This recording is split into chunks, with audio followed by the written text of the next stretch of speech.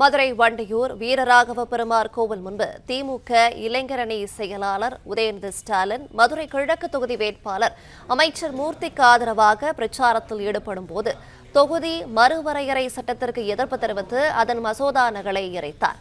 இது தொடர்பான விவரங்களை நம்முடைய செய்தியாளர் மாணிக்கம் வழங்க கேட்கலாம். மாணிக்கம், வணக்கம். இதுகுறித்தான மேலும் தகவல்கள் என்ன சொல்லலாம்?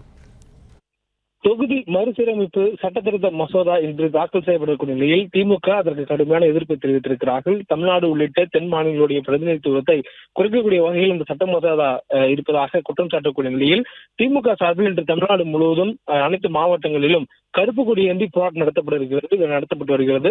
அதே நேரத்தில் முதலமைச்சர் மு க ஸ்டாலின் இன்று காலை நாமக்கல்லில் கருப்பு கொடி ஏற்றி போராட்டத்தை தொடங்கி வைத்தார். மேலும் மத்திய அரசு கொண்டு இருக்கக்கூடிய சட்டத்திருத்த மசோதாவுடைய நகலை தீயிட்டு கொளுத்தி போராட்டத்தை தொடங்கி வைத்திருந்தார். இதனைத் தொடர்ந்து தற்போது தமிழ்நாடு முழுவதும் பல்வேறு இடங்களில் திமுகவினர் தீயிட்டு கொளுத்தி வருகிறார்கள்.